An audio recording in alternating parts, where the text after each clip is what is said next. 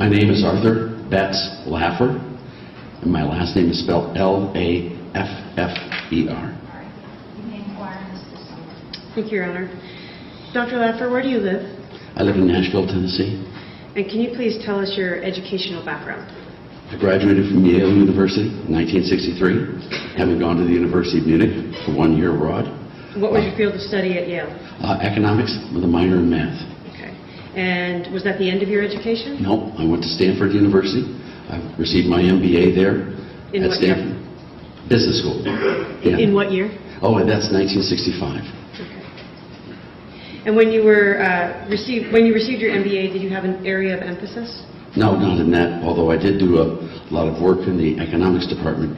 I then switched departments, and I got my PhD in economics from Stanford University. And what year was that? I got the PhD in 72, but I left in 67. Explain how that works. Yeah, dissertation. Okay. It takes a long time. Okay. Within the field of economics for your PhD, did you have an emphasis area? International, I did. My dissertation was private short-term capital flows and the voluntary foreign credit restraint program. Okay. Voluntary foreign credit restraint program. Dr. Laffer, you're kind of like me. We talk very quickly, but Julie, our court reporter, has to take down everything we say. So if you can just slow down a little bit, it will be easier. And we also can't talk over one another, okay?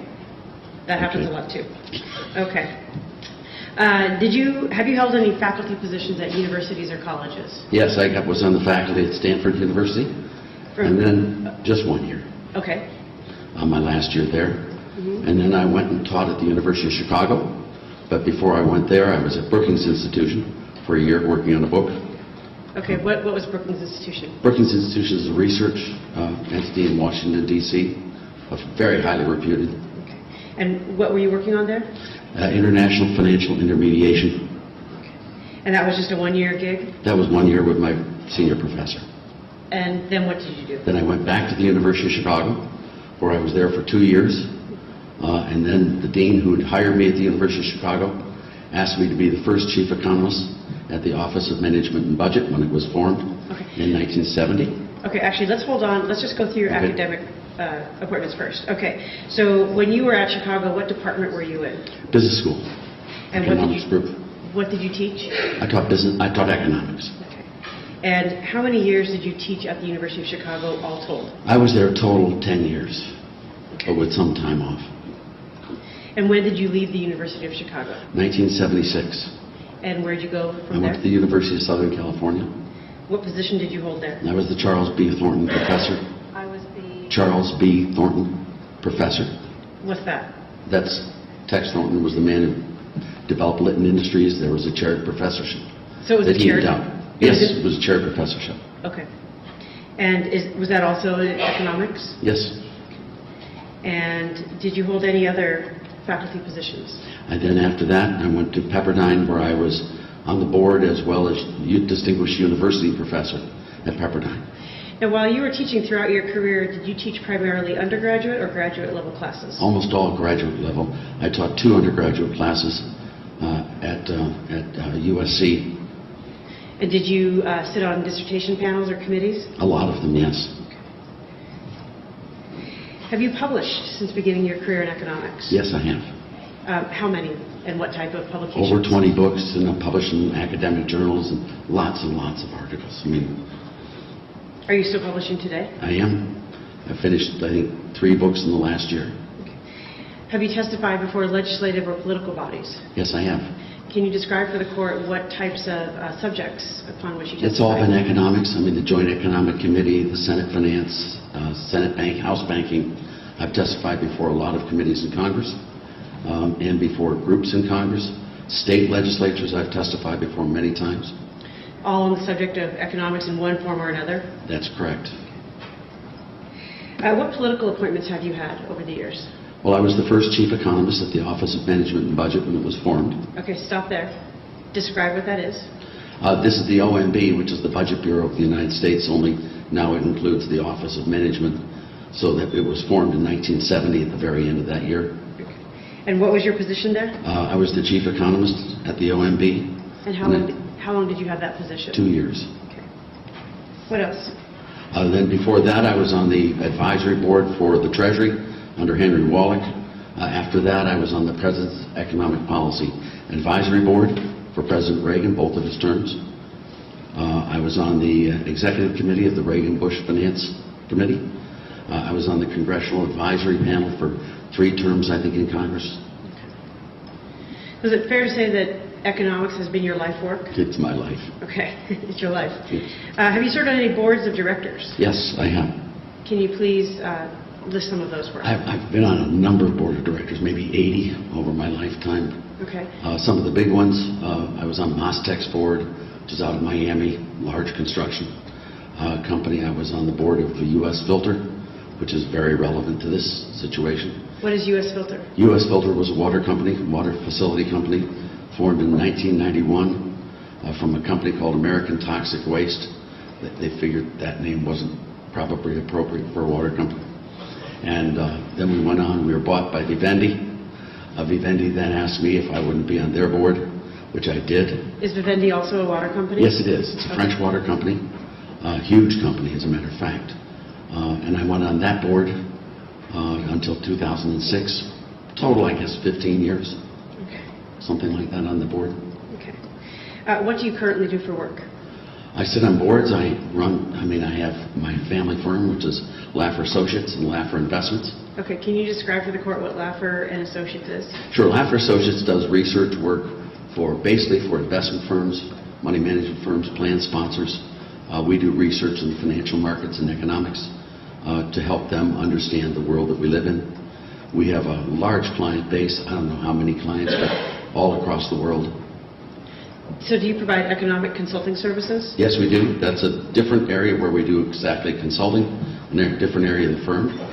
And then we have the money management firm, which is co-owned by General Electric Asset Management, their pension fund, which is asset management we have as well. In terms of the economic consulting firm, at what levels do you provide consulting? And I guess what I'm asking there is it just at a national level? Is it state, local? A lot of it's state and local, a lot of it's national as well. I mean, I could take you through some of the projects we do, but I've done a number of state tax reforms across the nation. I'm probably currently consulting with maybe 10 governors and legislatures, and has moved in and out of different projects as well. And all in the field of economics? All in the field of economics, Okay. Nothing else.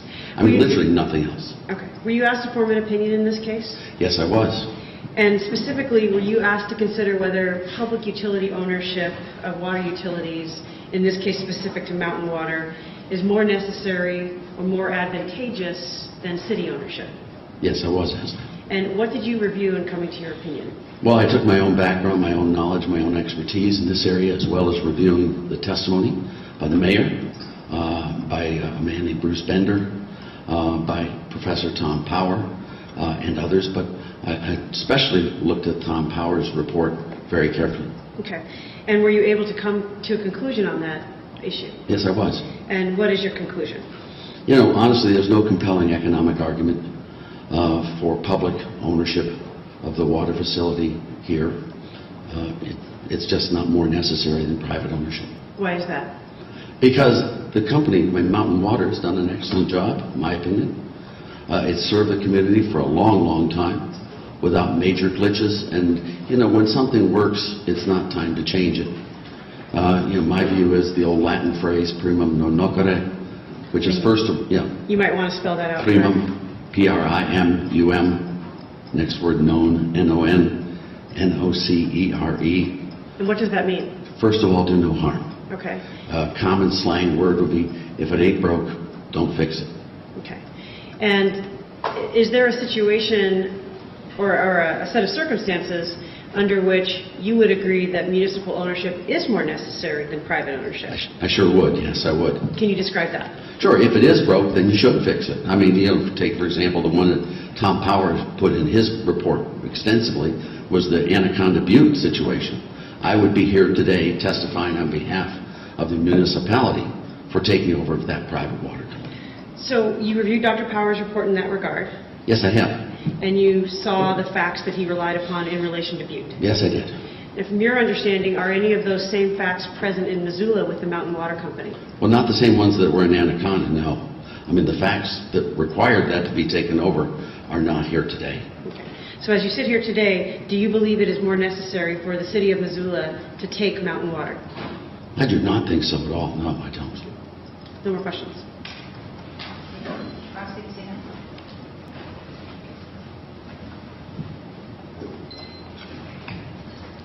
Morning, Dr. Laffer. How are you? I'm doing very well, thank you. How are you? I like your tie very much, by the way. Well, there may be more to that similarity than you guess. You spent 10 years at the University of Chicago, leaving in 1976. Yes. I arrived in 1976, and I'd like to get one thing clear. You didn't leave because I arrived, did you? If I'd have known, I never would have left. I promise. Very good. Let me just ask you a few questions. I don't want to take too much of your time. What time is your flight? It's tomorrow. I know it's late today, so don't worry. Okay. I'm here for I you. think we can get you out of here before noon, if that's okay with you. Well, if you insist. Is there a trend over the last 100 years toward privatization or toward municipalization of water systems? Well, there was a very big trend towards municipalization for a while there, but in the last 35 years or so, there's been a very big trend, in my opinion, towards privatization. And what's the percentage today of water utilities that are publicly owned?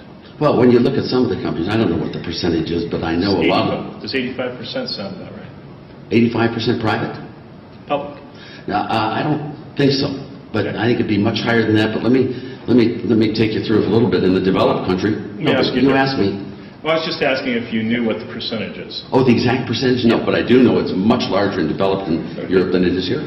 You'll have a chance, don't worry. Oh, Do you think it might be a good idea, knowing what you know, for Missoula to consider selling its water treatment facility, its wastewater treatment facility to a private operator? Might be? It might be. I mean, I know a lot of cities that have. Sure. And I'm going to ask you to just assume for the moment that every other city, town, village in the entire state, other than Missoula, owns its water system, publicly owned.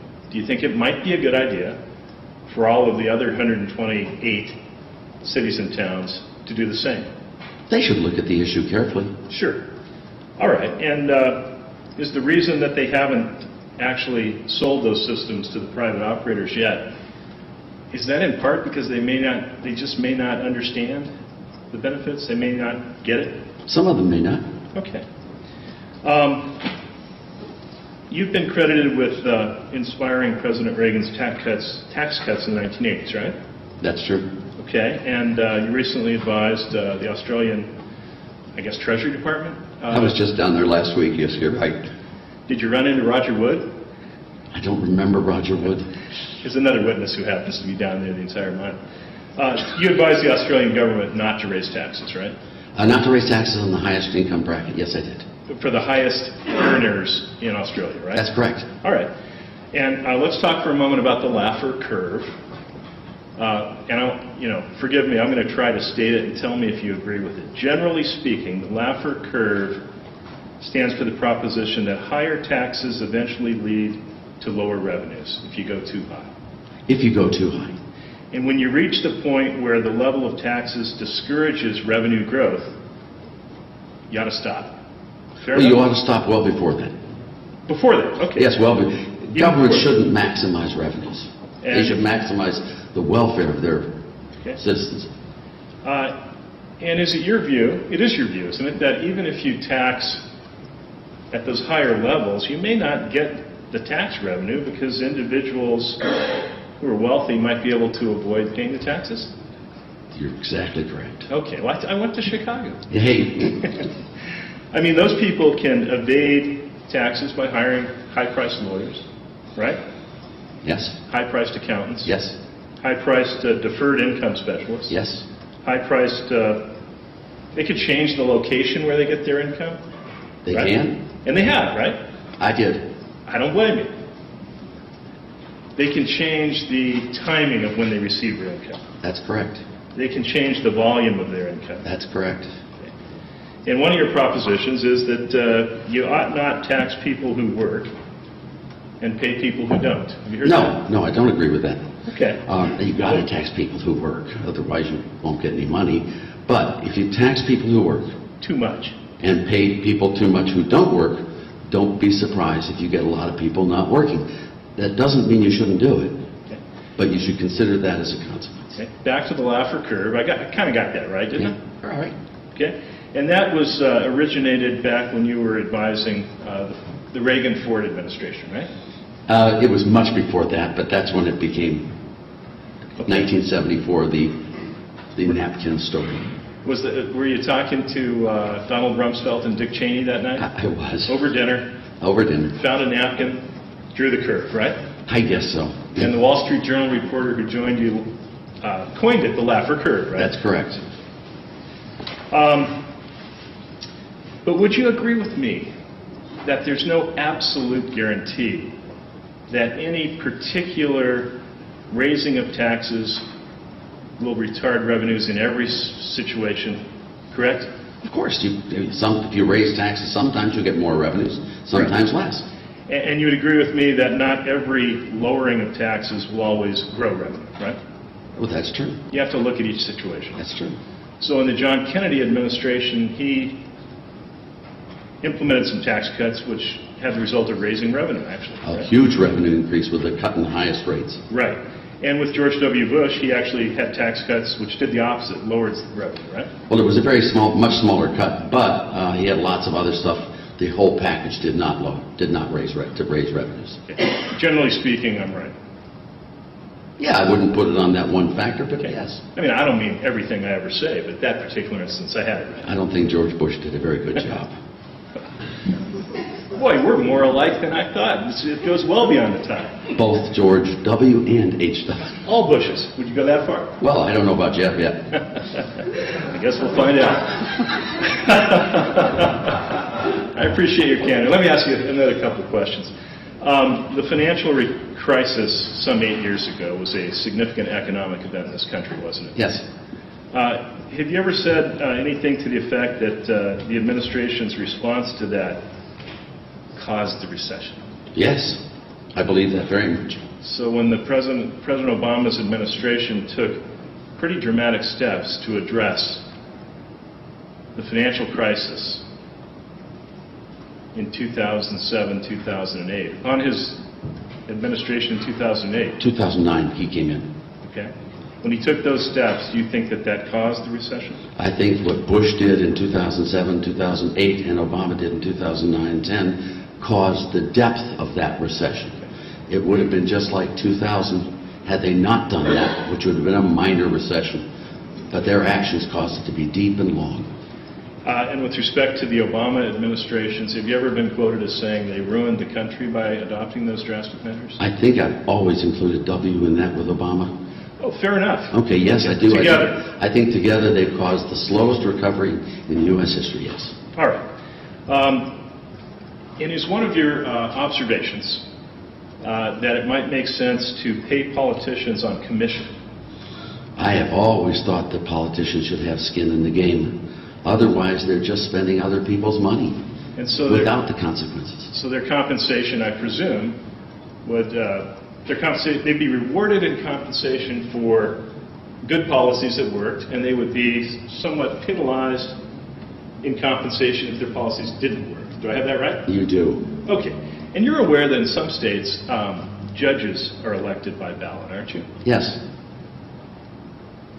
In the political process. Yes. Some of them even have to campaign to get elected. Some of them do. All right.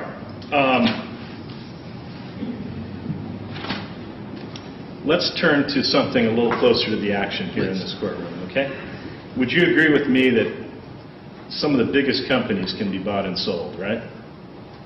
You mean the stocks and the stock exchanges? Yes. No, I mean actually mergers, acquisitions, takeovers, tender offers. Yeah, that happens. And with respect to the company you mentioned earlier, U.S. Filter, that did happen, didn't it? Sure did. And in the years preceding its acquisition by the French company, U.S. Filter was on a bit of an acquisition path. I was chairman of the audit committee. Yes, it was.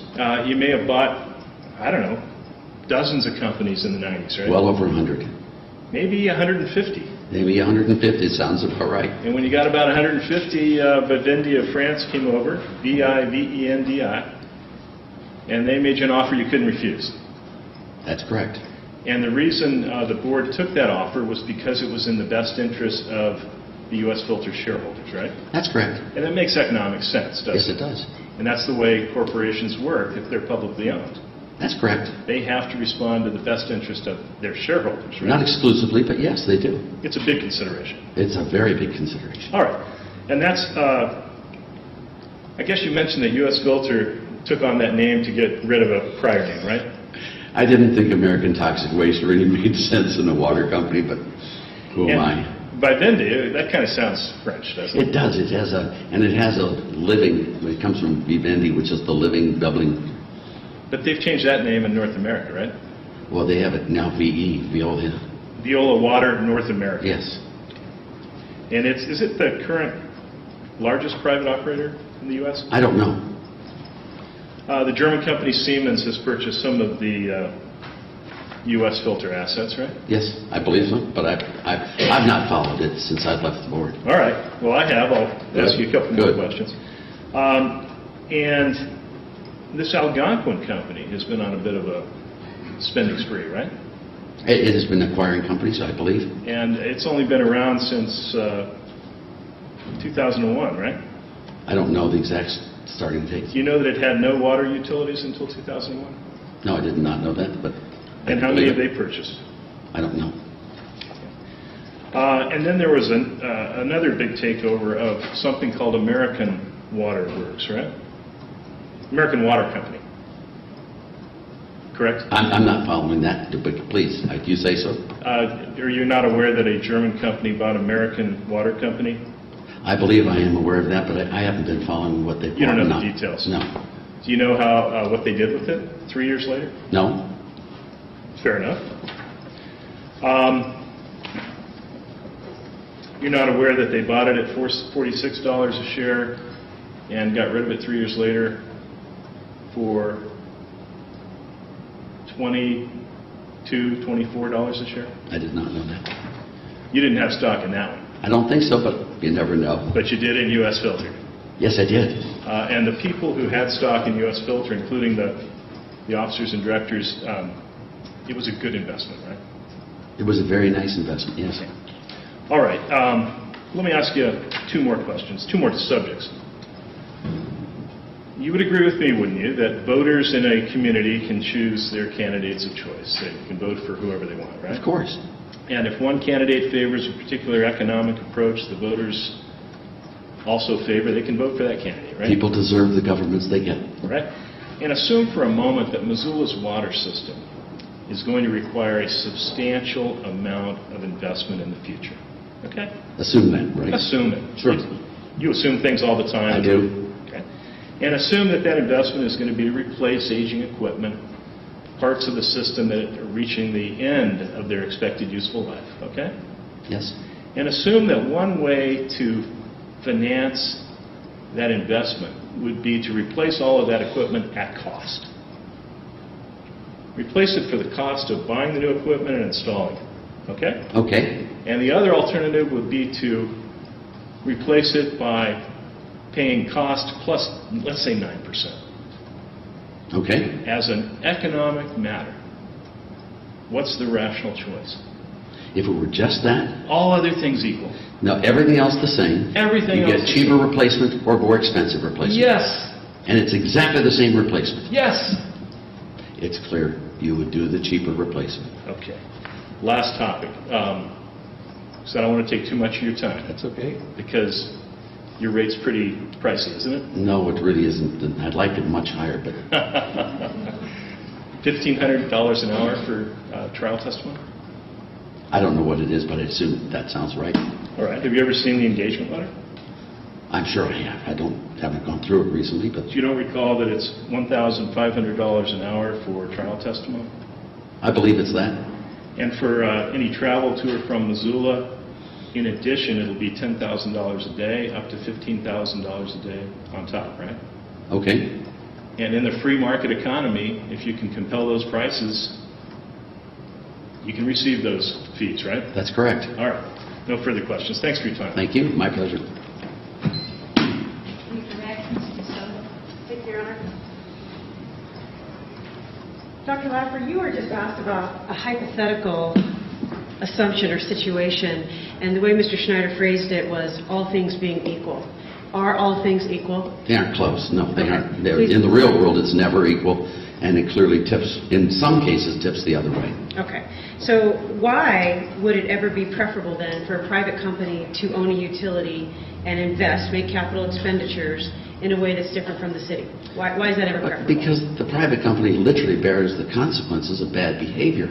I mean, if a private company does something wrong, the citizens have a recourse. A private company can hire and fire, can pay bonuses, all those things that a public municipality usually cannot. And, you know, the neat thing about water that I think is you're actually selling a product to an entity. So it's not like fire, it's not like police, it's not like judges, it's not like other things where you have really a public service here. What you have is a product being delivered to an entity in certain quantities, and there are certain costs. So it lends itself much more to being a regulated utility privately owned, my view. You're not saying that a privately owned utility doesn't provide a public good, are you? No, I'm not. It's a natural monopoly. That's why it has to be regulated very carefully. You've got to make sure the quality is there. But from all of my experience, I mean, literally, the private companies have been far more concerned about the quality of water than have the ones we've dealt with that are public. Okay. You were also asked questions about the companies, U.S. Filter and Vivendi, and what happens when you have private or stockholders.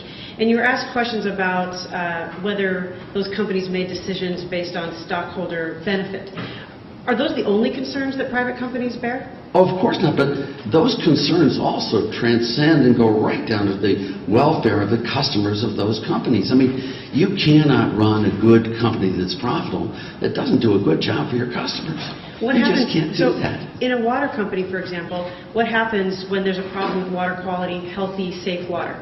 You lose your business and you lose money. Okay. And they also are very highly regulated, Counselor, because, you know, the one thing when I was in the board of U.S. Filter was the terrifying aspect of ever breaking the rules.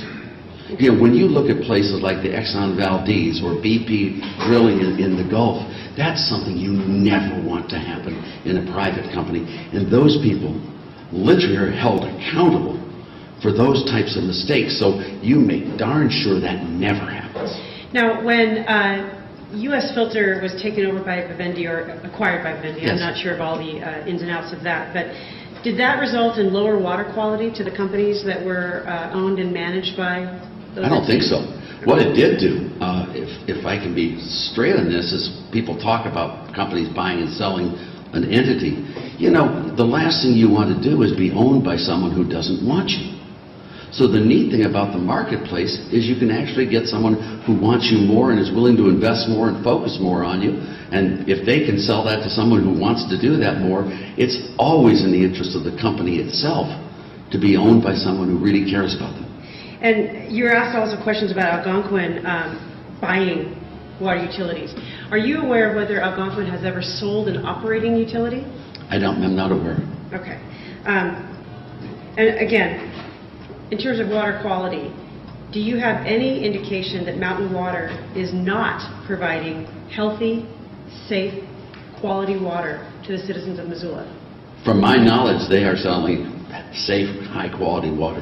And how does that impact or affect your analysis of necessity? Well, that makes a big difference. I mean, that's why I mentioned in the case before that the Anaconda Butte, it was clearly a travesty what was going on there, and that private company needed to be replaced.